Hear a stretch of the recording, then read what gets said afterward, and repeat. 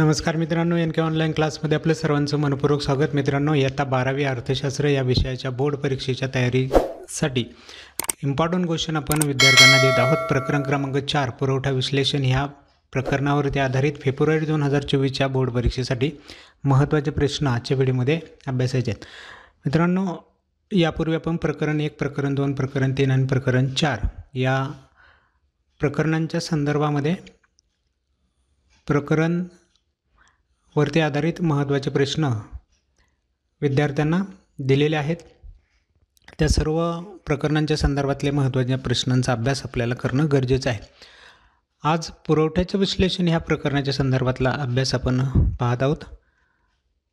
हा अभ्यास करत असताना आपण नेहमीप्रमाणेच पाठीमागं ज्या काही बोर्डाच्या प्रश्नपत्रिका झालेल्या आहेत, बोर्डाच्या पेपर झालेले आहेत, त्या प्रश्नपत्रिकांचा विचार केला आहे. त्यामध्ये प्रकरणं किती गुणांसाठी होती त्या गुणांचा विचार केला आहे आणि कोणते प्रश्न विचारण्यात आलेले होते प्रकरणावरती आधारित त्या प्रश्नांचा विचार करून ही सर्व महत्त्वाचे प्रश्न आपण विद्यार्थ्यांना देत आहोत. यामध्ये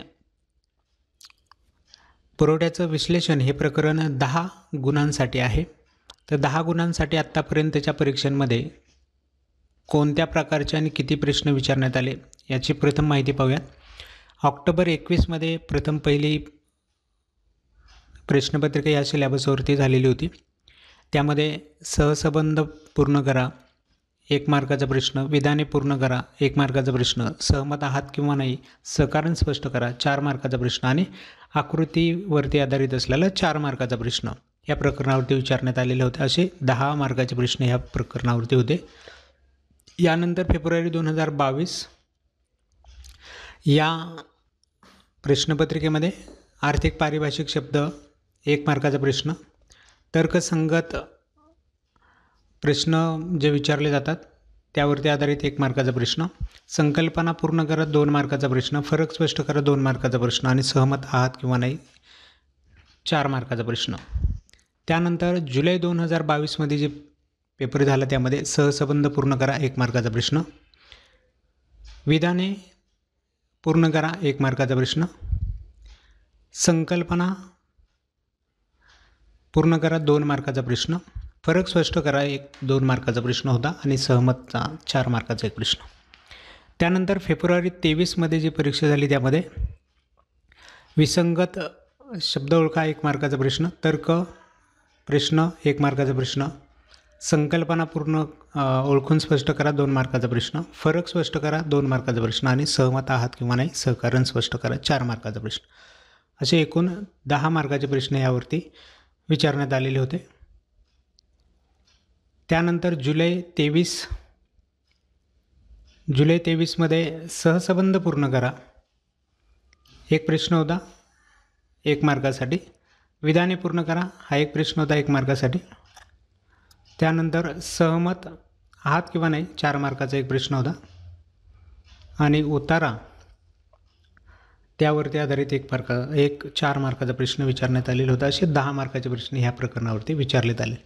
एकूण जर ह्या प्रकरणाचा विचार केला तर 4, 2 आणि 1 मार्काचे प्रश्न ह्या प्रकरणावरती मोठ्या प्रमाणात विचारलेले दिसत आहेत.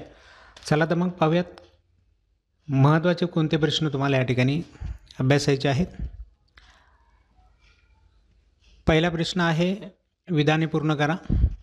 त्यामध्ये पुरवठा वक्र त्याच वक्रावरती वरच्या दिशेने सरकणे म्हणजे टिंबटिंब त्याचे पर्याय दिले जातील. त्यापैकी योग्य पर्याय तुम्हाला निवडायचा आहे. यानंतर दुसरा प्रश्न आहे एका जादा नगसंख्येच्या विक्रीनंतर एकूण प्राप्तीत झालेली निव्वळ वाढ म्हणजे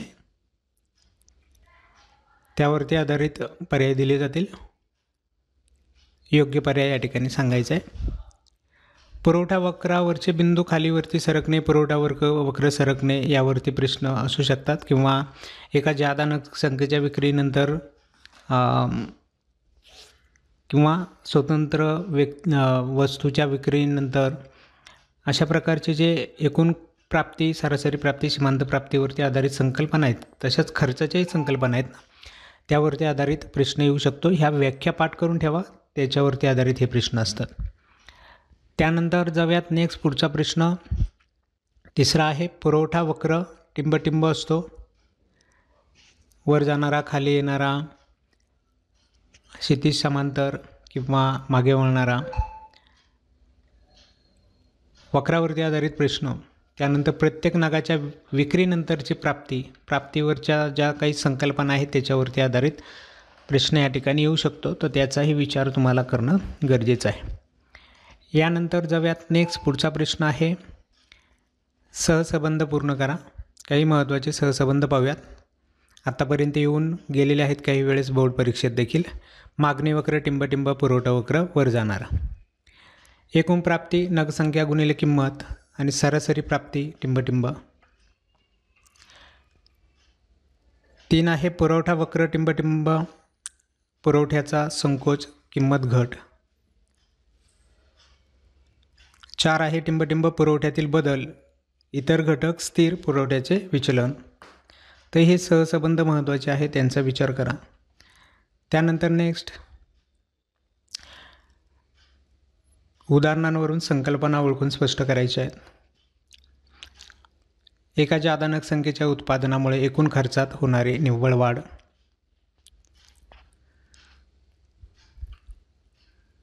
प्रत्येक नगसंख्येच्या विक्रीनंतर मिळणारी प्राप्ती. स्थिर घटकावर केला जाणारा खर्च. विशिष्ट कालावधीत विक्रेत्याकडे विक्रीसाठी उपलब्ध असलेली नगसंख्या. यानंतर नेक्स्ट प्रश्न दुसरा उदाहरणांवरून संकल्पना ओळखा व स्पष्ट करा.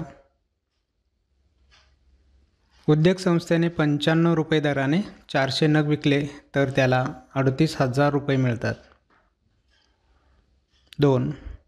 एका उद्योगाचा 19व्या पंख्याच्या उत्पादनानंतर 20व्या पंख्याचे उत्पादन केल्यावर एकूण खर्च 8,700 रुपयांवरून 9,000 रुपये झाला. 3. शेतकऱ्याने 40 रुपये किमतीला 2,000 किलो उत्पादनापैकी 1,000 किलो तांदूळ बाजारपेठेत विक्रीसाठी आणला. 4. करात सवलत मिळाल्याने राहुलने मोठ्या प्रमाणात वस्तू बाजारपेठ विक्रीसाठी आणल्या. यानंतर जाऊयात नेक्स्ट पुढचा प्रश्न आहे प्रश्न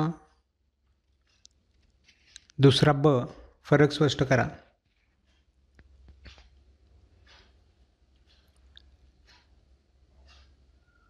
वैयक्तिक पुरवठा व बाजार पुरवठा. दुसरा आहे साठा आणि पुरवठा. 3. पुरवठ्याचा विस्तार आणि पुरवठ्याचा संकोच. 4. पुरवठ्यातील वृद्धी आणि पुरवठ्याचा ह्रास. आणि 5.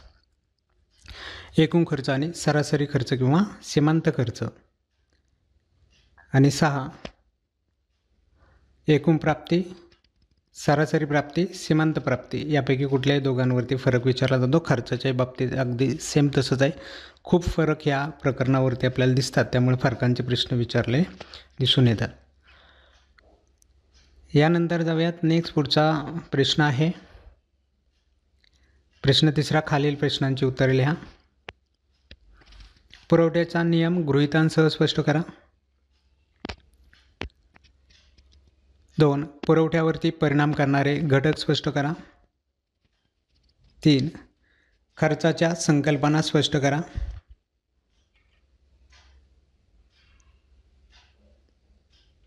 यानंतर नेक्स्ट प्रश्न चौथा आहे सहमत आहात किंवा नाही सहकारण स्पष्ट करा.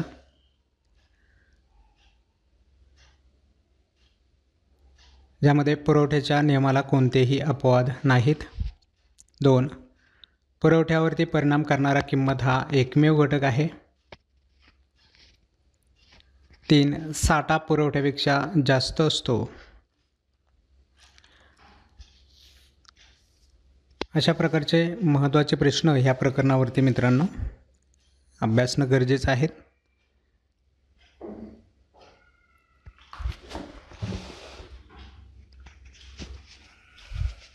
चला तर मग आजचा व्हिडिओ या ठिकाणी थांबूयात. भेटूया पुढच्या नवीन व्हिडिओमध्ये. तोपर्यंत नमस्कार.